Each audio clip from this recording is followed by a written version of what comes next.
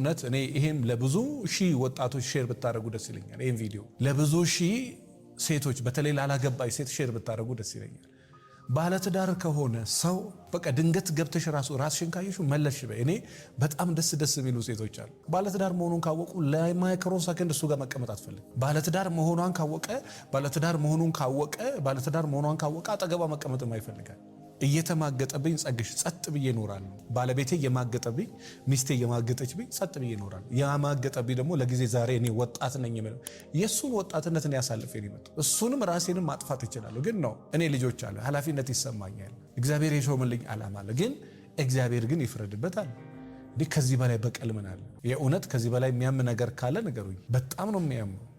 እግዚአብሔር ይፍረድበት ወይ ደግሞ እግዚአብሔር ይፍረድባት ከማለት በላይ በጣም የሚረብሽ ነገር የለም። ስለዚህ ምናልባት ይህን ቪዲዮ የምትከታተሉ ሰዎች ካላችሁ በተቻላችሁ መጠን ባለትዳር መስላ ከታየች ወይ ደግሞ ባለትዳር ሆኖ ካገኘሽው ከጥቡ ጠፊ። ምክንያቱም አንቺ ያላገባሽም ነገ ግን ታገቢያለሽ።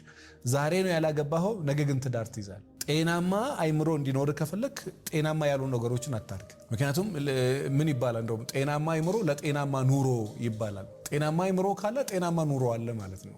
ያንን ጤናማ አይምሮህን የሚያበላሸው ምንድነው? ይሄ በጣም ይረብሹ ኃጢአት የሆኑ ነገሮችን ማድረግ። በተለይ ወጣት ከሆንክ ነገ አንተ ታገባለህ፣ ነገ አንተ ትደክማለህ፣ ያንተ ብልቶችም ያንተ ሰውነቶችም ደከም ይላል። እቤት ሚስት ተኝታ ከሷ ጋር ሴክስ ማድረግ እስከሚሳነ ድረስ አቅም ታጣለህ። በጣም ኢነርጂ፣ አቅም፣ ስሜት ብዙ ነገር ይሞታል። ስለዚህ በተቻላችሁ መጠን ወጣቶች፣ ይሄን ቪዲዮ የምትከታተሉ ወጣቶች ካላችሁ ባለትዳር ሴት ከሆንሽ ከእግዚአብሔርም ከህሊናም ከራስም ጋር ትጣላለህ። አደገኛ ደግሞ ወንጀል ነው። አደገኛ ቀላል ወንጀል፣ ከባድ ወንጀል ነው። ባለትዳር ሴትን ማማገጥ፣ ባለትዳር ወንድን ማማገጥ በጣም ከባድ ወንጀል ነው። በሰውም ፊት በህግም በቃ በጣም አደገኛ ወንጀል ነው። በመጽሐፍ ቅዱስም በጣም ትልቅ ኃጢአት ነው።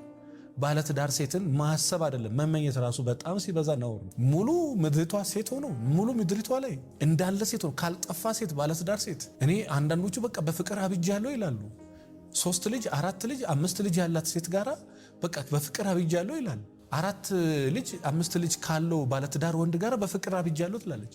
ይሄ የሰይጣን መንፈስ ነው። በነገራችን እርኩስ መንፈስ ነው። በጣም መጥፎ ልማድ ነው። እንዴት ነው ከባለትዳር ወንድ ጋር እንዴት በፍቅር ልታብጂ ትችላለሽ?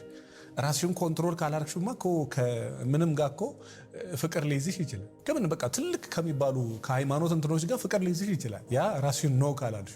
ስለዚህ በተቻላችሁ መጠን ምናልባት የገጠማችሁ ሰዎች ካላችሁ ሐሳብ አስተያየት ስጡኝ። የሃይማኖት አገልጋዮችም ደግሞ በተቻለ የትኛውም ሃይማኖት ላይ ሆኖ በተቻለ መጠን አንድ ሴት ወደ አንተ ስትቀርብ ፈጣሪን ብላ አንተን አምና ነው። ከዛ የተነሳ ገላዋን መጠበቅ ላይ፣ ኃላፊነትን መቀበል ላይ፣ ስሜታዊ ላለመሆን ራስን መቆጣጠር ላይ፣ ክብርህን ላለማጣት ከእግዚአብሔር ላለመጣላት ራስን ጠብቅ እንጂ የሚያሳስቱ በጣም ብዙ ሰዎች አሉ። በጣም ብዙ